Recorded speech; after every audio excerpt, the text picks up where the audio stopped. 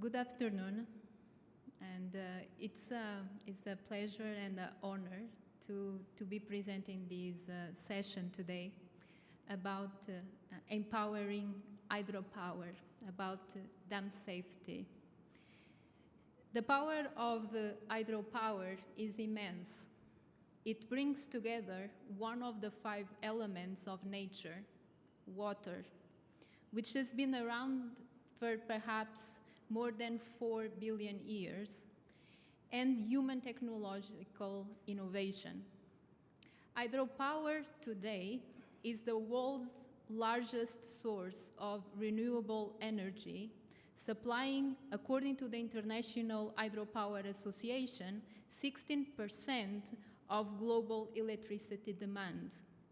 So recent estimates indicate that 1,300 gigawatts of new hydropower capacity will be needed by 2050 to limit the global temperature increase to 1.5 degrees Celsius, as set by the Paris Agreement.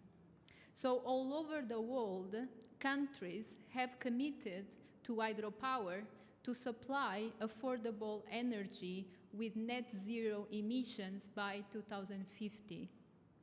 However, if not properly designed, hydropower projects could have tremendous negative impacts on local communities and the environment. And the large investments that countries are doing on hydropower could be completely lost. These seriously compromise countries' development goals and our global dream of a world free of poverty on a livable planet. So hydropower projects encompass risks from the dams and to the dams. For example, last year in Sikkim, in India, a glacial lake outburst flood completely destroyed the dam, killing about 100 people. This is just one among many other examples. In today's session, we will discuss case studies from Nepal, Nigeria, and Ukraine, and we will hear from 4 specialists about methods to assess these risks, including their cascading effects and solutions to build hydropower resilience for a sustainable future.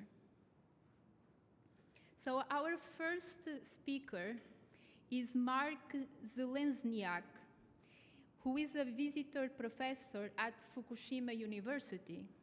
Since 1986, he has been responsible for developing and implementing a decision support system for radioactive contamination in rivers affected by the Chernobyl accident. As a professor at Fukushima University, he researched radionuclide transport in rivers contaminated after the Fukushima Daiichi accident. And since 2022, he has participated in projects assessing the environmental impact of war in Ukraine. So, welcome to Mark.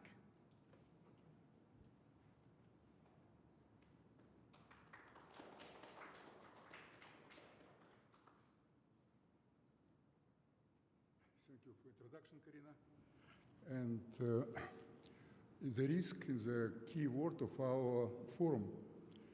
And we professionals who provide the risk assessment, sometimes they're doing also their scientific life, but they never have possibility to check how their assessment good or not very good. But such happens that in my scientific life, I have several situations that our risk assessment, risk prediction, we have possibility to check.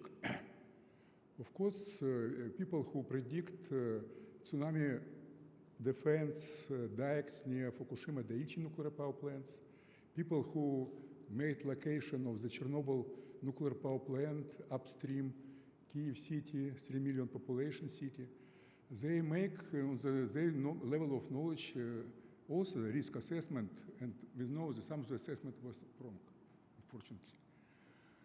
In my life, unfortunately, I have several possibilities to check our risk assessment, and one of them is recently. Recently, it means that I am here because, as many people, technical professionals, we're working in the World Bank program, and we started in year 2023, in the beginning of 2023 project about Nigeria, about, we'll say, my colleague Maxim Gusev. And I continue work remotely with my former Kyiv team, and we implement, also involve Ukrainian modelers to this Nigerian project, but also starting from the autumn of 2022, when start to be known that explosion is put by Russian army to hydropower plant on the Dnieper River. We start to provide modeling of the situation nearby this nuclear hydropower plant. But first of all, I will say about the tools that we use. In principle, now the main modeling of the flooding is based on two-dimensional equation, and different group, well-known brand names in this field, in the aquatic hydraulics, that develop contemporary models. And such happens that after Chernobyl, when situation was that, as Karina told, I was involved in Chernobyl problems starting from 1986. It was absolutely secret, in this information. We have not any contact with the foreign scientists where we start Chernobyl study. Only after Iron Curtain was destroyed in beginning of 90s, we have started real contact with abroad scientists. So we make in our institute our own modeling system. In principle, it was developed step by step, and now in the level of the frontline software for hydraulic modeling, such as Mike 21, two-dimensional version of Delft 3D, Telemac, and several others. It's based on non-structural grid, and also what is important, we use the model could be used not only on the supercomputers, but also on the normal PC, even notebook, with a powerful graphical card, because our model working not only on the normal computer, also working on the GPU. And it was important because in such situation you could make calculation for the big areas. Here the example of testing of our model is well-known problem of the tsunami approach coast of Sendai Bay and Fukushima Daiichi nuclear power plant. Model will also describe wetting and drying, how territory you could see in larger scale. And to make proper modeling and to achieve good comparison with experimental data, you should have very fine grid. You should big computational power. Benefit of our approach is that we could use this very powerful computation for very big grids on the rather non-expensive computers. Now I will say about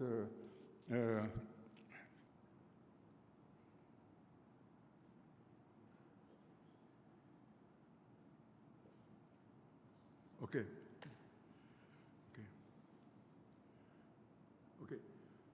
So, general situation in hydropower in Ukraine. You see the system of the 6 big reservoirs.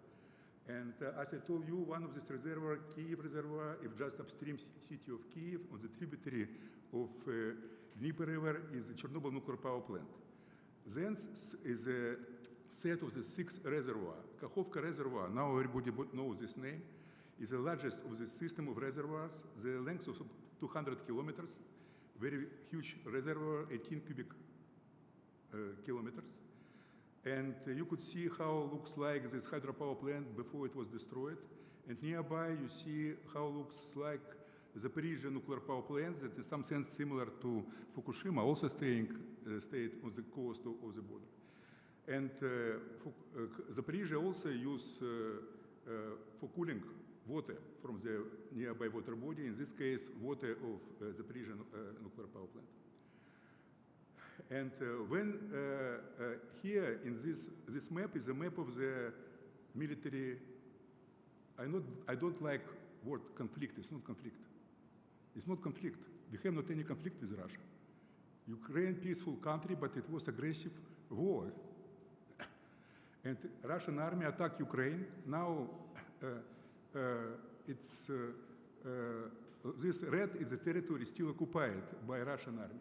Green is territory that was occupied, but due to Ukrainian army, they was kicked out from this green territory. But this hydropower plant, in the beginning of the summer a year ago, was occupied by Russian army. And you see here the building of the hydropower plant and all this construction, and also they control also all this dike. And we started the simulation, as I told, in autumn 2022. Okay. And to do this, we make computational grid that cover fully the territory of Kakhovka Reservoir. And why it was important? Because when, it may be a technical question, but it's important to point out on it. Usually the main weak point is the hydraulic modeling of the dam break is boundary condition on the break. Because as usual, people use some semi-empirical formula for the calculation discharge in the breach. But due to this possibility to apply very big calculation network, as written here, we use calculation network with 7.5 million cells, computational cells. It includes fully territory of Kakhovka Reservoir, all territory from Kakhovka Reservoir up to the Black Sea, and also we covered by the rare grid also all the Black Sea. And therefore, when we provide simulation of the dam breach, we not use any empirical formula. We simply destroy dike in computer. We open the gate. And now it's not boundary condition. Now discharge on the break is calculated as the internal, in the internal cells of the of our model. And you see here how the first 5 minutes breach is open. After that, wave starting to propagate downstream. It propagated up to the island downstream and some reflection way. So step by step, we calculated all this territory. And as a result, in the February of 2023, half year before the accident, we present to Ukrainian authorities result of our calculation. As you see what will be the result. You see river Dnieper downstream hydropower plant, and here you see how the territory was flooded in our calculation. This maps was prepared in the GIS formats and presented to our state service of emergency situation. But I was wake up early morning in 6th of June. This day, it happens. And initial information that came in the Russian mass media was that is crazy Ukrainians destroy, bombing their own hydropower plant. But interesting that hydraulic demonstrates that situation was quite different. So, in principle, during this one day, in our model, we destroy 400 meters of the dike of hydropower plant, and practically it happens this night from the 5th to 6th June 2023. You see now here how looks from the satellite image of planet nuclear hydropower plant before this situation. Here you see how it looks like destroyed from the satellite, and here a picture taken from the Russian occupied site. And now you see one of the settlement that practically fully flooded due to this explosion. And here, of course, now we have possibility to make detailed information from Ukrainian side, but we have not possibility to take data from the still occupied territory by Russians. And I will demonstrate later some monitoring data, but most important what figure of the satellite picture, because here I repeat our map that was calculated before the accident. Here you see some of the pictures. What was flooded mostly is the city of Kherson, southern part of the city of Kherson, and city Oleshki, that is on the other side of the river. And here, pink, it's reconstructed data from the satellite of the flooded territory. And yellow line is a territory border that was calculated in our model. You see very good comparison, and more detailed is presented on this slide, where also in the MODIS satellite, you could see the flooded territory, and here yellow line is a line that was calculated in our calculations. We also have data about how change monitoring data, dynamic of the change of this reservoir. Reservoir start to be empty very quickly during the several days. I tell you that we provide very good forecasting of the maximum flooding, but we make one mistake. We see in the calculation, not mistake, but not fully prediction, that the speed of the, you see here how the water peak in the Kherson, and you see that it's 1.5 day, practically after 24 hours, it was near the peak. And after that, it started to be lower and lower. And here you see is a point near opposite nuclear power plant where water level declined very quickly. And we see in the measurements that diminishing, peak we predict very good, but diminishing of the water level was much quicker than we predict. Water was fall out from this reservoir much quicker, and it was only one explanation for this. It was fully destroying in the one moment of all this dike. It was impossible to do by the bombing. It was did by the explosion that put into the dike. And as a result, when the fully dike was destroyed, water provides the erosion of the bottom, and size of this bridge start increase due to the increasing of the bottom erosion.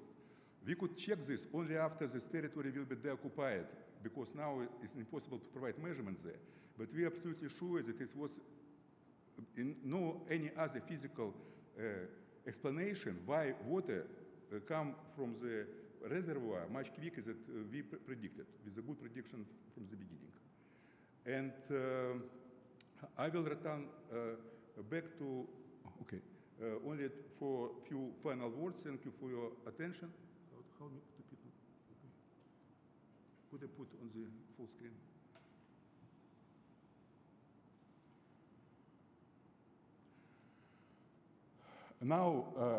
Now after this result is more trust to our modeling and our calculation, and we now have special task from the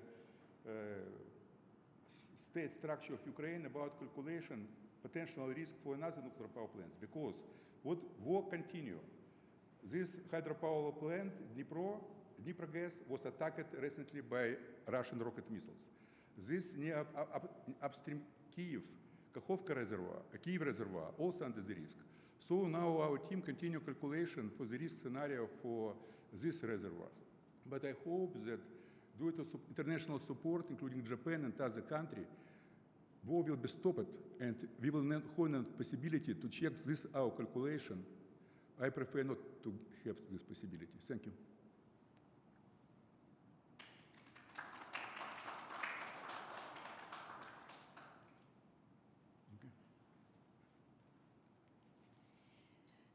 So now from Ukraine, we are going to Nigeria. And our second presenter is Maxim Guziev.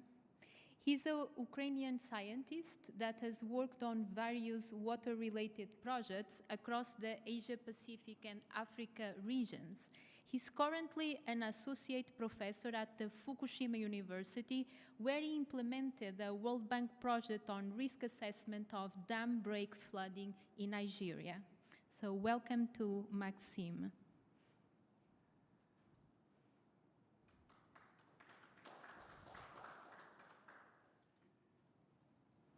Karina, thank you very much for the kind introduction.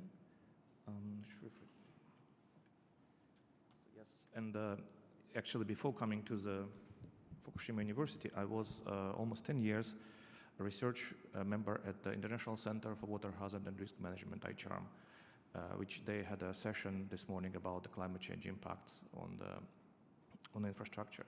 But today, so my name is Maxim Gusev, and with my colleagues, Professor Kenji Namba, Mark Zhelezniak, as well as my colleagues from Ukraine, Maxim Sorokin and Alexei Ishchuk, I will talk about assessing population and agricultural exposure for 3 dams in Nigeria.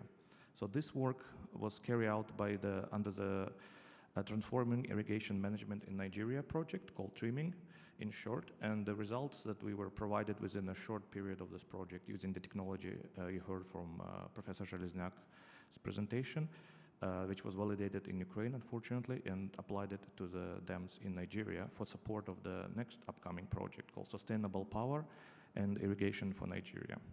So here we share, this is the online, the image here is a screenshot that we held a workshop, half-day workshop online in Fukushima University office. So here is us with myself, Professor Zhelezniak, Professor Namba, and from Nigeria at World Bank Abuja office, we had members of Nigeria Federal Ministry for Water Resources. So we shared our results, we got some feedback, and we all together, we brainstormed how we could utilize this modeling technology to improve not only the dam safety, but also the operation of water releases, because this is actually a very important point I will be mentioning later. So currently situation in Nigeria, there are many large dams that have been underutilized. Such of these are Goronia, Zobe, Tiga, Dadinkova, and this Tiga is shown on the right-hand side. Here on the left-hand side, you show the location of Goronia and Zobe dams with the, like shown by triangles. I'll try to get the pointer, just a second.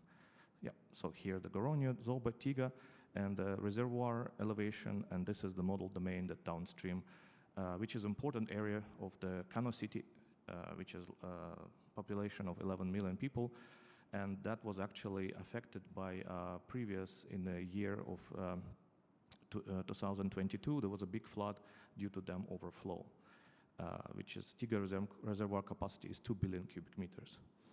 So this is what happened in the downstream flood occurred due to the Tiga dam overflow, causing 23 fatalities, serious injuries, destroying 12,000 houses, and washing away about 16,000 farms. And this is overflow is actually it's really dangerous situation for dam safety, which is dam managers try to avoid as much as possible, meaning that you have floodgates are open, so you're fully discharging water. The emergency spillway is operational, but the water is inflowing into the reservoir, and if the dam is overflown, it's a really high possibility that the structure will collapse. And to prevent this is they try to release water as much as possible, and this is the video of the downstream of the Tiga dam on some video bloggers, and you see that people actually looking at the water, just like really enjoying themselves, I guess, or in a state of shock. But people still walking across the bridge, and this without any safety or risk considerations. So we simulated, with Professor Zhelezniak and his team, we simulated this scenario, and we looked at of course, we didn't, due to the short duration of the project, essentially half a year, to deliver the results, we had to rely on the satellite images like we had before. And here I'm showing on the left the image from the 14th of September, so which is about a week after the overflow discharge. And then this is 26th of September. If I zoom in, you could see that how the images are merged. And if you look at the older dates, you see that the yellow line is the simulation of the maximum flood inundation area. And you see that the water is receding here, but if you look at the earlier images, you see that pretty much the model coincide pretty well with the with satellite images of the flood extent. Here on the red are the different local government authorities that have been affected by the flood, and they are reporting the fatalities and damages.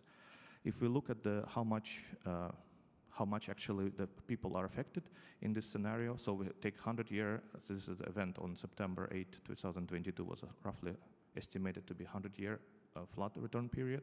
And also looking at the larger one, so 1,000-year return period, we see that a pretty much similar number of affected people The maximum is 224,000 people, and then about 1,000 square kilometers affected.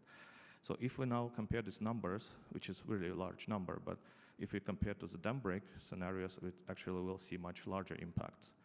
So here I'm showing to you that this is how the model, the structure looks like in terms of elevation. We introduced two breaches. In the middle, 950-meter bridge, and on the right-hand side, 600-meter bridge. If you start the simulation, so the reservoir is full, the breach occurred, and after 1 minute, you see how the water gushing through the opening, so two different scenarios. Then we can compare the inundation in the upstream area. So essentially, the Kano city is around here, and the same as downstream area. If you just looking at just the extent and the depth is very high, like more than 4 meters in dark blue, and we see that extent is pretty similar in both breaches scenarios. If you look at the population, we also see similar numbers, but larger, more affected people were at 950 meters breach width, about 451,000, and the area, agricultural area, about 1,300. So I'm not going to go too much into the numbers, but so essentially we have 2 to 3 times higher impact for the downstream area and population due to the dam break and different breach where it occurred, the width and location of the breach can affect the situation. So in the both simulations, the Kano city was not affected, so that was a good news for local stakeholders. Now moving into Zobe Dam, so this is dam, we're introducing breach on this side and in here, 400 meters and 500 meters. Looking at the simulation, you start to see the water running after 5 minutes. You see the water is moving from the reservoir to downstream area. And we look at the inundated area in the upstream and downstream. So we see that extent, if you compare two scenarios, although the breach width is not so much different, we see a big difference in the extent of the flooding and as well as the depth of the flooding. So we see this is actually will be reflected in the numbers if we calculate flood-affected people in a flooded agricultural area. So we have almost 1.5 to 2 times larger impacts, although the breach is not really big difference in terms of width. So the location of the breach is also plays a major role. Moving to the Goronyo Dam, so this is the dam here introduced 900-meter breach and 600-meter breach on this side. Same situation, the water is running. After 5 minutes, we see the inundation upstream and the downstream, and we see that much larger extent for 900-meter breach than 600-meter breach, as well as the depths of the inundation. Again, this is it is reflected by the numbers of flood-affected people and flood agriculture area. Roughly more people than areas. So in summary, so we share these results and with experts from the Ministry of Water Resources, Federal Ministry of Water Resources, and that actually they were really interested in utilizing this methodology since a lot of efforts goes to develop the model and introducing now not only looking at the dam break, but also into how we can actually allocate water or develop the simulation for flood control, water discharge, irrigation downstream, so how we can support multi-purpose dam operation, essentially, including the power generation, of course. So now, this, as I mentioned, this can be used for these 3 dams and will be used in the next project. We also deliver the flood depth map to the ministry, giving them the opportunity to work with the maps and distribute them to local authorities to develop flood emergency plans and preparedness, especially considering the lack of risk awareness for flooding, especially if they know that farmlands are washed away and the banks of the rivers are eroding, and people just watching and looking at that without any consideration of their safety. So I think there's a lot of work to be done in terms of risk, especially considering climate change impact assessment and other uncertainties that to achieving sustainable development goals. And with that, I finish my presentation. And yeah, this is the Dadinkova Dam, 2.8 billion cubic meters. You see a lot of siltation in the reservoir, so there's a lot of work need to be provided for Nigeria. Thank you very much for your attention.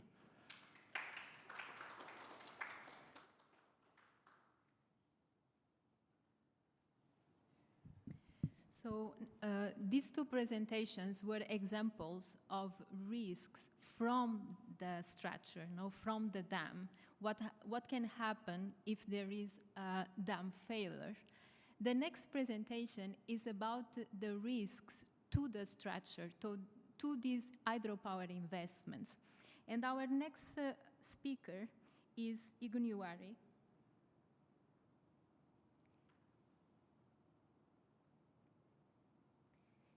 Iguniwari is a disaster risk management specialist with the World Bank.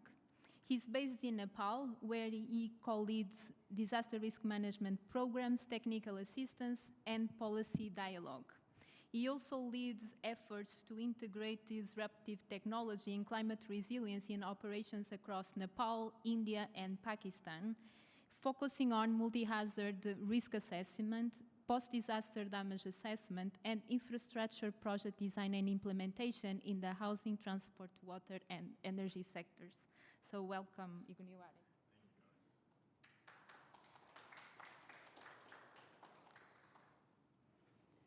Yeah. Thank you so much for having me. I think, I really enjoyed listening to the presentation from Nigeria because I'm from Nigeria. So it was good to see some of the efforts that is going on there. Today I'll be talking about Nepal's use case, just sharing some examples of some of the impacts of multiple hazards on infrastructure development, but also sharing some of the ways that we are rethinking how hydropower infrastructure can be developed in Nepal to make sure that they are more resilient, of course, to adapt to some of these changes in climate and also some of the human-induced factors as well that can affect hydropower infrastructure development. Just to set a little bit of context on Nepal, maybe a lot of people here know about Nepal, but Nepal is one of those countries that is most prone to both climate and human-induced hazards, right? And I think one of the most fascinating things about how hazards occur in Nepal is that it's not just one hazard, right? So, many times you have multiple hazards from earthquakes to floods to landslide. And in some instances, you even have these hazards interacting with each other, right? So be it an earthquake that happened many years ago, causing changes in ground motion, and over time this could lead to landslide, and it could escalate to flood and debris flow, and over a short period of time you can have multiple hazards cascading and causing severe issues, or this could even happen over years slowly, right? So in Nepal's context, this is something to always think about, especially when you're trying to design infrastructures, right? So I think with this context, so the image you can see to the right there is basically an image of the hydropower project. Some of them are ongoing, some are planned, right? And some of them are being surveyed for some of these developments to happen. So with this scope of work being planned, over time, and with the whole country being vulnerable to various hazards, it is definitely very important, that we rethink how, infrastructures like this are developed in a context where it can be exposed to multiple hazards. I would like to share one of the use cases, and this is from 2021 in an area called Melamshi, right? And this was for a water supply project, not necessarily a hydropower project, but it provides, a very recent example of how things can go very bad very fast, right? And this event, like you can see on the graph there, that kind of shows the longitude of how these different hazards cascaded over time, right? Starting from the 2015 earthquake, that was one of the most severe earthquake, right? That continuously led to slow movement, in hills over time, right? And consequently, when there's rain and there's temperature fluctuations, right, then glaciers begin to melt. Then as a result of all of these, landslides begin to happen. Then when debris flows, then you have something like landslide, dam outburst, floods happening as well. So over a short period of time, from like June to August, right, it shows how the scenario changed, and it caused a whole lot of impact there. So in the next image here, we're basically showing an assessment that the team did looking at land displacement over time, right? And in the image, let me see if you can. Is there something showing there? No. Okay. I'm just trying to point at the thing. But basically, what is showing here is looking at how synthetic aperture radar was used to detect how land displacement is happening in this river basin over time, right? And you can see these slow movements of like hundreds of millimeters happening per year. But over time, right, everything accumulates, right? And from basic ground motion, then there was glacial lake outburst flood, and basically, over a short period of time, there was very serious incidents happening here. Then additionally, our team also used drone technology to also be able to assess how sediment flow has been happening in this area, right? And we can see like almost 40 million cubic meters of debris was deposited in this area, right? And in this situation here, you can even see that there's a lake damming that is happening there as well. So, in the next few years, if there's some other incident that could happen here, all of this debris may be flowing downstream again. And basically, this area is in the perpetual state of exposure to risks, and anything can happen at any time, right? So, if you're working in this type of space, it's definitely important that, you look at how disaster resilience can be integrated in how some of these infrastructures are being designed and implemented. So here, I'm just showing a picture of the headworks that was damaged, right? About 25 meters of debris was deposited, as you can see in the yellow line that we have there. You can see where that flag was, in the beginning and where it is right now, right? And you can also see like the before and after images of the impact that happened to the headworks in those areas, right? Additionally, we also undertook some flood modeling as well, right? And beyond the infrastructure, and when you go downstream as well, and this is why, when infrastructures are built, when development is happening downstream of an infrastructure, all of these things need to be taken into account, right? Because you have risks to the infrastructure and you have risks from the infrastructure as well. And in this case, all of these bridges and even settlements that were downstream were also affected and also being washed away by the flood and landslide event. So this is a recent example from Sikkim in India that happened in September 2003, right? And this was a dam that was basically completed already, right? And when this glove incident occurred, and it took about, I think it was about 20-something minutes, the whole dam was washed away. And this is a dam that took so many years to construct, right? And I think there were lots of factors that contributed to this, from the glove itself. But I think one important lesson that came out from here is that even the early warning systems that were in place to be able to warn failed, right? So at that time, if at least the early warning system was quite functional, maybe it would provide some information to either open a diversion tunnel, right, and for some of these waters to be diverted, and maybe this dam would have been saved. So I think, more importantly, as much as, you come up with all of these early warning systems, it's important that they remain operational, because, we've seen in different instances that it's easy to install the systems, but over time, to maintain and to ensure that the information coming from those systems are used, becomes a bit of an issue, right? So here, this is just one of the examples of like a post-disaster damage assessment that showed, how the glacial lake itself was being affected, right? And as part of the whole idea of rethinking how infrastructure should be developed, right? I think technology plays an important role, right? I think the next presenter, of course, will be going into details of how technology can help us here. Right, but beyond just being able to assess post-disaster, we want to be able to use technology to actually monitor, right, and to also provide guidance on how infrastructure can be developed and it can be operated and maintained over time as well. So these are a few examples from there. So this is a recent, also not so recent, maybe this happened in 2014, 2015. But why this example is important and I just wanted to share was also to show that, this incident occurred as a result of 3 incidences that happened over time, right? So it wasn't just like the Melamshi use case, and the Sikkim use case that just happened, over a short period of time, right? This started with a landslide event that occurred in 2014, right? Then followed by the 2015 earthquake event also that led to a lot of ground shaking, right?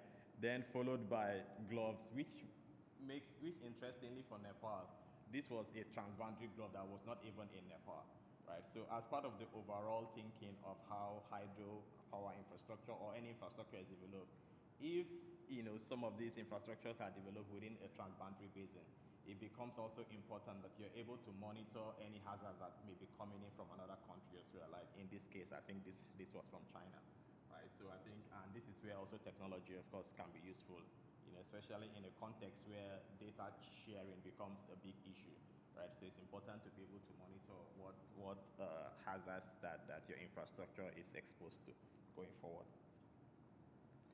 So coming down to the new project that the World Bank is working with the government of Nepal to develop, and why we are trying to rethink how disaster risk management needs to be integrated into hydropower infrastructure development, right? We have come up with the disaster risk management action plan that needs to be implemented as part of the overall design and implementation, and even the monitoring and the maintenance of this infrastructure going forward, right? So the Upper Arun project, which I think is about 1,061 megawatt of energy would be generated from this infrastructure, right? We've come up with 5 areas that needs to be addressed in terms of how we can manage disaster risks when it comes to infrastructure development, right? One of them, of course, being an integrated multi-hazard risk assessment.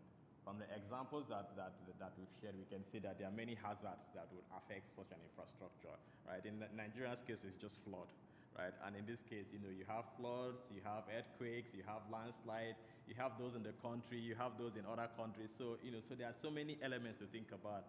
And I think the first step is to understand, first understand the hazard, but also understand their interactions as well, be it compounding hazard that one would happen, then the other one will happen over time, or cascading hazard that one, is a precursor for another one to happen. So, this kind of thinking definitely needs to go into, how infrastructures are being designed.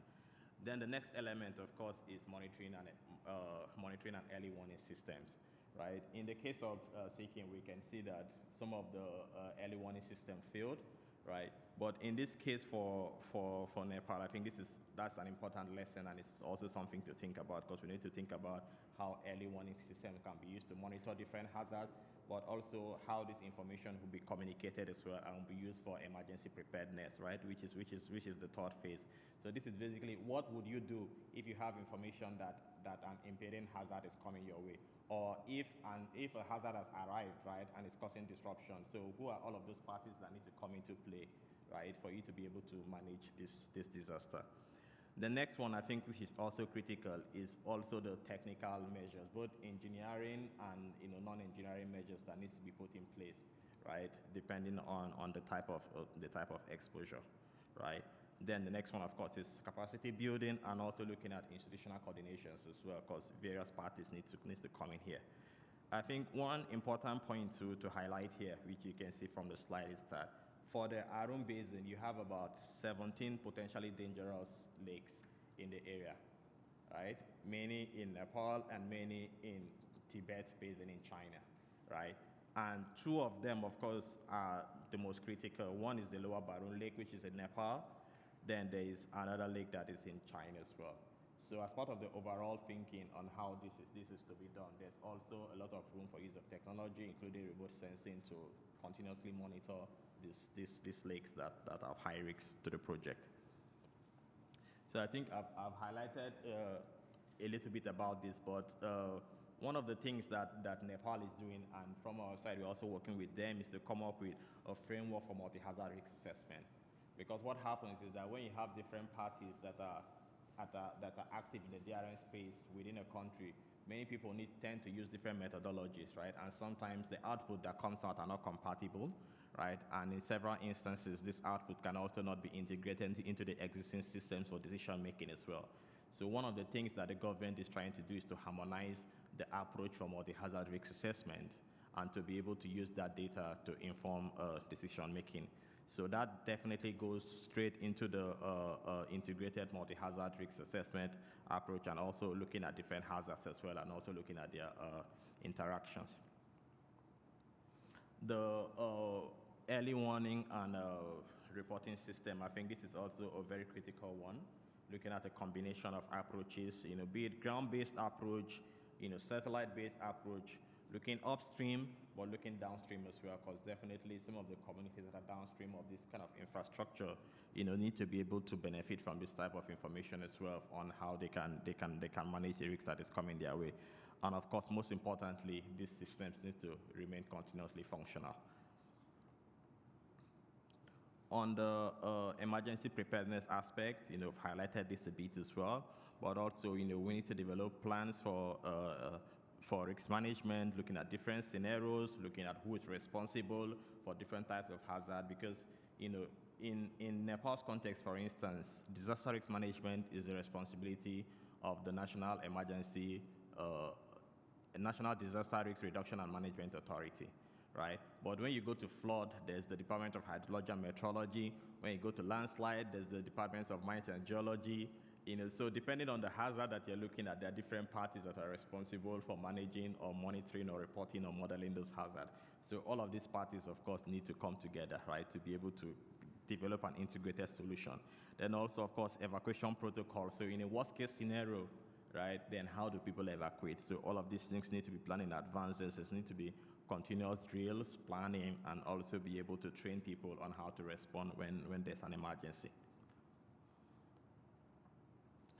Then looking at the physical infrastructures, that need to be put in place to reduce the risks, right?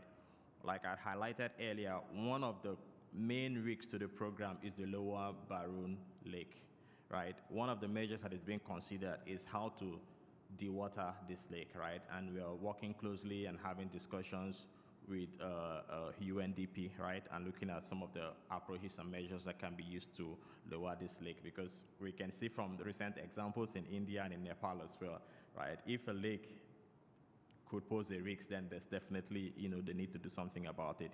In many instances, there will also be need for slope stabilization and different actions that needs to be taken. I think the last aspect is basically continuous capacity building.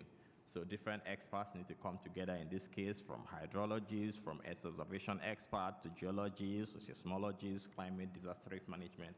But different parties, of course, need to come together, right, to be able to build their capacity, but also have the institutional coordination to be able to get things done. One point that is important to highlight, right, when we have this type of discussions, we see that there's different technologies that we can, easily adapt and apply in different countries. But one of the things that is important to push is the need for ownership and for capacity building, so that, there's limited reliance on external forces, right, to be able to implement a solution. Because you can have the best solution, but if the people don't have the capacity to implement it, then definitely those solutions will fail in the long term. So we are pushing to build in-country expertise and also to build local capacity and ownership, of any solution that comes into the overall context of this. So that's all from my presentation. So thank you very much.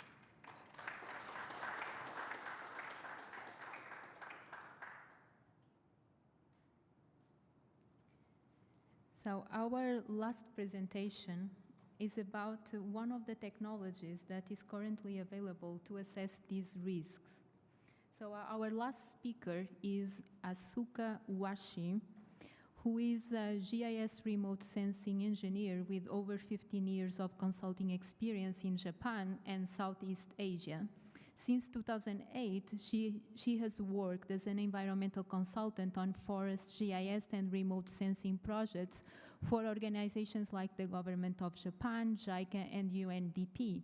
She's currently the manager of customer engineering at Synspective, overseeing client projects such as dam monitoring.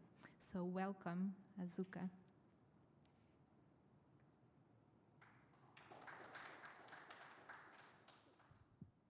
I'm so short. Me too. Okay. Hello everyone. I'm Asuka Wachi from Synspective. Let me introduce our our company shortly. We founded in 2018, and we manufactured a small SAR satellite constellation. The SAR satellite can penetrate our cloud, and we also observe the data in nighttime. So our data frequency is really high. And we are now making the 30 satellite constellation now. And if we can achieve this goal, there are 2 or 3 hours in the frequency is observed. Today I'm focused on dam structure monitoring. So as you all may know, a dam has a lot of threat to the failure. Like climate change, the increased water runoff into reservoirs, seismic movement, and so on. And also there are a lot of high risk areas, high mountain dams and old dams. We need to manage our dam by something. And then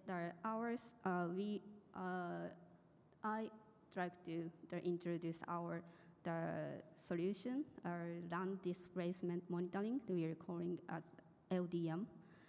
Usually in dam monitoring, we use the leveling survey on the ground, or the GNSS survey, or the drone survey, and a lot of our stuff we can use, but usually the survey is only one point, or point and point, but it's not the surface or monitoring. So the solution is used over 15 images, and we compare the up pair of the image. Then we will compare the shift of the phase. The shift of the phase means the facilitate or displacement. So we are using our own algorithm, and they're providing our data through cloud-based data platform. And the synspective land displacement monitoring characteristic is the millimeter detail and cost-effective for a large area. And we apply a lot of infrastructure monitoring. There are also the dam monitoring. I will show what is the benefit of synspective LDM solution. And this is historical analysis that we are using at our over 5 archives, or 5 years archives are their data, and they're extremely large area and one time, and the proactive monitoring to reduce potential dam maintenance cost, and early detection from frequent monitoring, and detect and then understand large-scale millimeter level ground change not seen by optical sensors, the efficient resource or prioritization to site surveys and maintenance target, and understanding of land stability for pre-assessment and during the construction of the dam. This is the sample analysis for dam monitoring. That we can see, this area is the dam structure. The deep red color means the high subsidence happen. So we need to check this area more carefully. And also we can see the other structures such as the powerhouses and what happened in the powerhouses. There is no subsidence or not, that we can check. And also that we can monitor the temporal data change. So that we can see the seasonal annual variability of stress on the dam structure is observed. Usually dam or water level is changing in the season. For example, in Japan, there now is the rainy season, and the rainy season continue to around August. So though the water level is higher, the dam have the more pressure than other season. So, and in the winter season, the water level is going down. So then the dam structure, they're moving a slightly seasonal change. So we can observe that change too.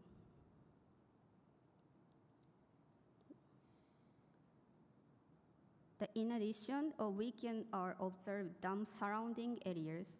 That is in their case, the deeper orange area is having subsidence. So the monitoring of the dam surrounding areas of these areas for subsidence, which is an indicator for landslide occurrence, though affecting the reservoir capacity. So usually, some bigger dam have the houses in their dam area. So the failure, where is the risk of the failure is really important, and this is useful data. Okay, finally, we will show the 3 vision of the future, enhancing dam monitor with SAR technology. The one is our solution will provide in GIS-friendly format already, so they're easy to connect to the other infrastructure monitoring systems. So we are now ready to collaborate with other systems. In the future, a near real-time alert function will be put into practice when we achieve our 30 satellites constellation. And finally, the information will be used for sustainability planning of construction of infrastructure. Yeah, thank you so much. This is it. Thank you so much for your time.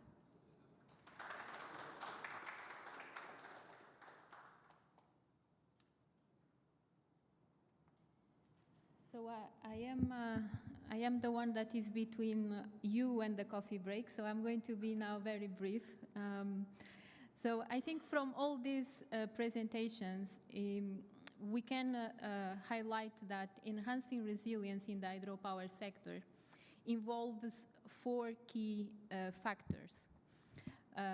Technical and financial solutions to manage the human, environmental, and financial risks, effective policies for setting the direction and priorities, facilitating the integration of resilience into broader development plans, institutional capacity to strengthen the ability of institutions to plan and execute resilience programs in the hydropower sector and to adapt and respond to changing circumstances and emerging risks.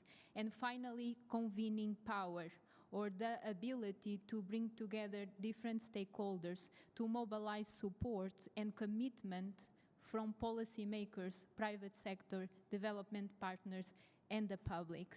So together, these elements, like water, are essential for empowering hydropower.